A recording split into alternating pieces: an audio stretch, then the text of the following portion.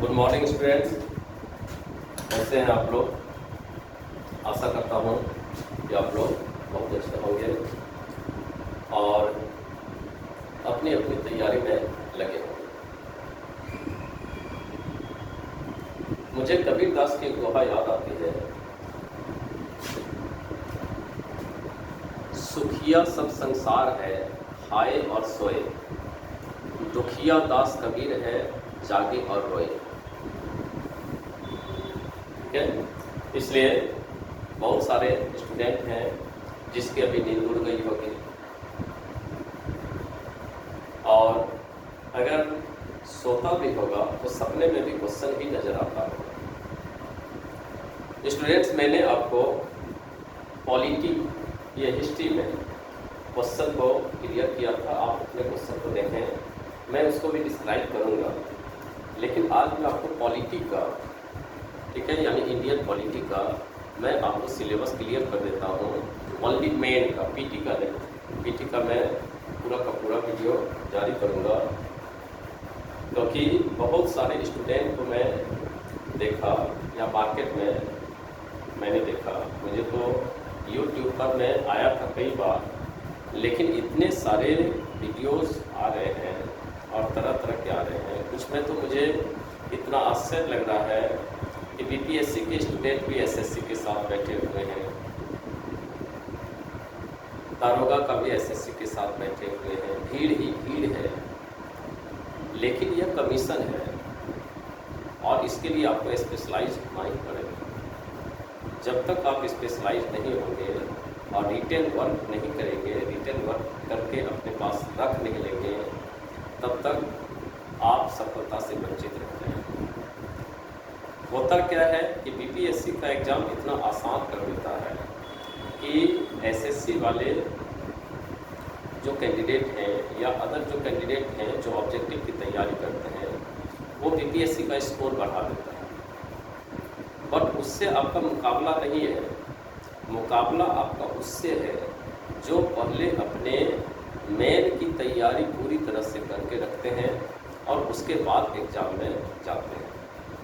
इसलिए मैं अभी देख रहा हूँ कि बहुत सारे स्टूडेंट अभी दौड़ रहे हैं, सर कैसे होगा, 2 महीने हैं, 2 महीने में क्या कर सकता हूँ मैं कुछ नहीं कर सकता हूँ। मेरे पास कोई ऐसा कैप्सूल नहीं है कि मैं आपको खिलाऊंगा और रातों रात आप खली बन जाएंगे, ऐसा नहीं होता है। आपका बेस मजबूत होना ही पड़ेगा। इस बेस के लिए कम से कम तो मेरे पास बीपीएससी के लिए आपको मिनिमम 1 ईयर चाहिए, और वो भी 1 ईयर क्या चाहिए, तन मन और धन से समर्पित होना चाहिए। न सिर्फ धन सफलता दिखा सकता है, न सिर्फ धन सफलता दिला सकता है, और न सिर्फ मन। इसलिए तीनों का सम्मेलन होना ही पड़ेगा, चाहे जिस भी रूप में हो, और वैसा समर्पित विद्यार्थी ही रिजल्ट दे सकता है। इसलिए आप मेन को तैयार करिए, मैं बार बार कर रहा हूँ, मेन को तैयार करके रखिए। मेन की तैयारी में पीटी भी छिपी हुई है, स्टूडेंट इस बात को समझता नहीं है। और आप समझ लीजिए कि कोई भी यूपीएससी का स्टूडेंट अगर बीपीएससी में आता है, उसका अगर पीटी निकल जाता है, आप समझ लीजिए कि वह टॉप रैंक पर रहता है। क्यों? क्योंकि उसको लिखने का अभ्यास है, वो मैक्सिमम रिटेन वर्क कर चुका है, डिफरेंट टाइप का काम कर चुका है। मैं यह भी देखता हूँ कि बीपीएससी के लिए ठेठ तैयारी होती है। आपने यूपीएससी के 5 साल का क्वेश्चन देखा नहीं और बीपीएससी के लिए आप उतर गए। जो भी सब्जेक्ट है आपका, चाहे आपका ऑप्शनल सब्जेक्ट हो या इधर से जीएस हो, आप 5 साल के यूपीएससी के क्वेश्चन को देखिए, उसके ट्रेंड को देखिए, उसके हिसाब से अपने क्वेश्चन को ढालिए। जब आप उसके हिसाब से अपने क्वेश्चन को ढालेंगे तो आपको लगेगा कि बहुत सारा क्वेश्चन तो यूपीएससी का यहाँ पर दिखाई दे रहा है। इसलिए मैं भी जब मेन की तैयारी कराता हूँ तो मैं 5 साल के यूपीएससी के क्वेश्चन को लेकर चलता हूँ, ताकि स्टूडेंट को डिफरेंट टाइप का क्वेश्चन देखने का नज़रिया डेवलप हो जाए, और उसके बाद वह स्टूडेंट जब लिखेगा तो आसानी से 30 मिनट 32 मिनट का क्वेश्चन 25 मिनट में लिख कर निकल जाएगा। और जब आप अच्छे से सभी क्वेश्चन पर समय देते हैं और उसके बाद जब एग्जामिनेशन हॉल से निकलते हैं तो आपकी चाल बदल जाती है और आपको लगता है कि मुझे इतना नंबर आना ही होगा। तो जहाँ आना ही होगा की बात है वहाँ पर 5 नंबर अधिक या 5 नंबर ज़्यादा, 10 नंबर अधिक या 10 नंबर ज़्यादा, 100 का फ्लक्चुएशन नहीं होता। लेकिन जहाँ आप सोचते हैं कि आना चाहिए वहाँ आप संतुष्ट नहीं हैं, और जब तक आप संतुष्ट नहीं हैं तब तक एग्जामिनर कैसे संतुष्ट हो सकता है। इसलिए आप एग्जामिनर को संतुष्ट करना सीखिए। जब तक आप उसको संतुष्ट नहीं करेंगे, जब तक आप अपने आप से संतुष्ट नहीं हैं, तब तक आपको नंबर नहीं मिल सकता। इसलिए मैं क्वालिटी का कुछ चैप्टर को आपको डिफाइन कर देता हूँ, जिसमें से क्वेश्चन आने ही आने हैं, आप उसको देखिए।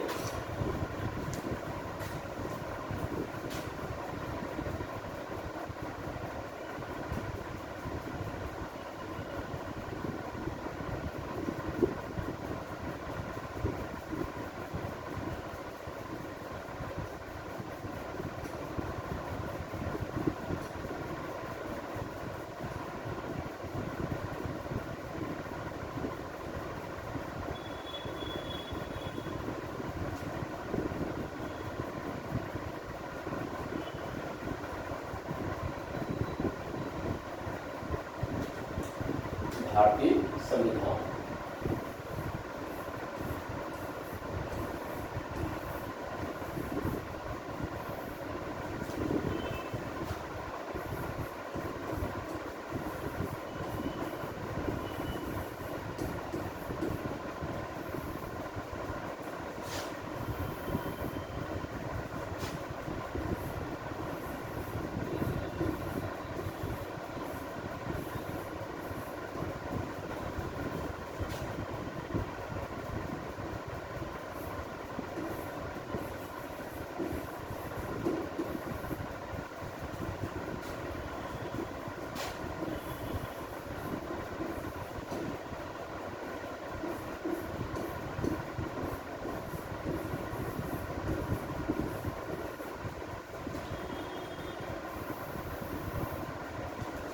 ये सेकेंड है। इसमें से आप लोगों को कुछ चैप्टर तैयार करके रखना पड़ेगा। नंबर 1, संवैधानिक विकास में 1935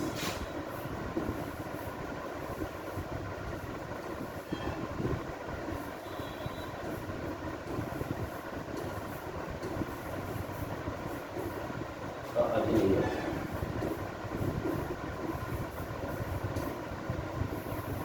तैयार किए कि 1935 के अधिनियम का हमारे संविधान में क्या योगदान है।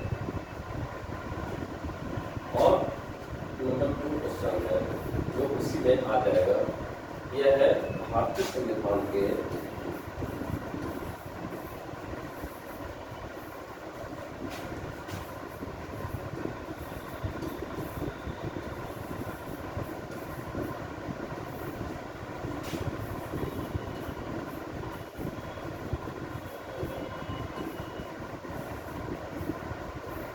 भारतीय संविधान के स्रोत।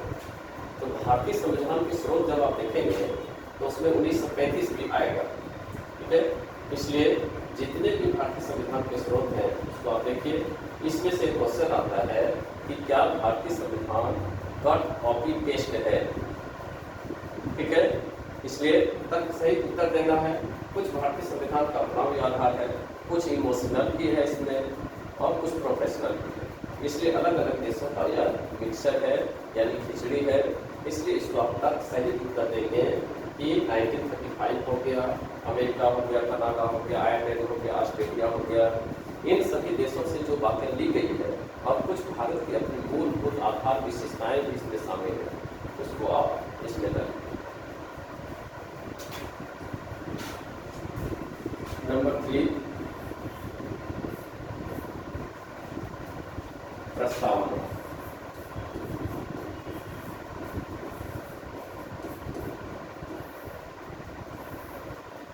मैं अक्सर देखा कि एक छोटा सा पेज यानी सिंगल पेज, 1 पेज, और इस पेज से आपको मेन में यूपीएससी में भी क्वेश्चन, कम से कम 1 क्वेश्चन, और पीटी में भी क्वेश्चन, दोनों में क्वेश्चन हर एक ईयर में आना ही आना है। चाहे आप यूपीएससी में जाएं, चाहे यूपीएससी में जाएं, चाहे किसी भी एग्जाम में जाएं। लेकिन मैंने आज तक देखा कि प्रस्तावना के इस चैप्टर को कभी स्कूल में किसी भी टीचर ने इसको छुआ ही नहीं। इसलिए प्रस्तावना के बारे में आपको पता कैसे लगेगा? आप जब यूपीएससी आते हैं या कोई भी कमीशन आते हैं तो सीधे सीधे आपको बता दिया जाता है प्रस्तावना।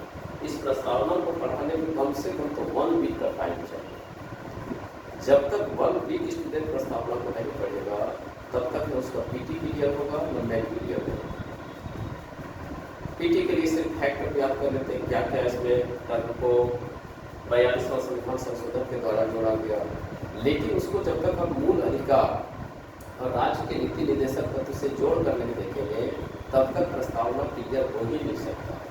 इसलिए प्रस्तावना एक चैप्टर आप इसको तैयार कीजिए। इसमें से आपको क्वेश्चन रहेगा कि प्रस्तावना संविधान का तत्व है।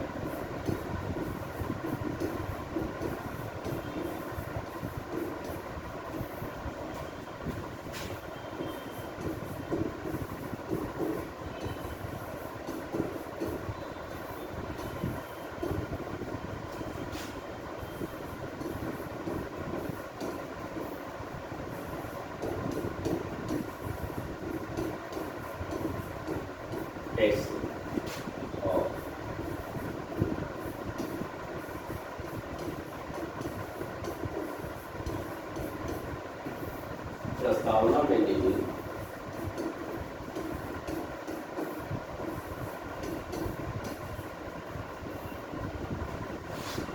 समाजवादी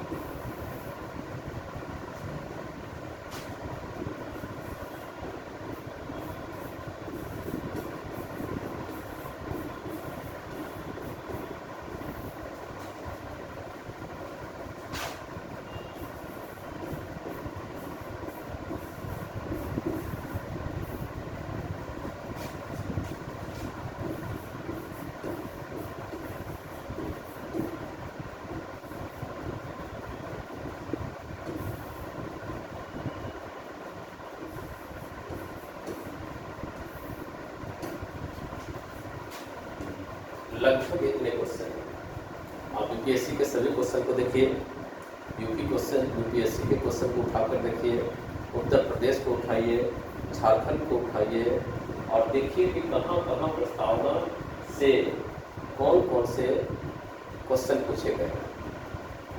आप उसको तैयार कीजिए, बेहतर ढंग से तैयार कीजिए। आप देखेंगे कि एग्ज़ाम में क्वेश्चन का शब्दों का हेर फेर होता है, ठीक है।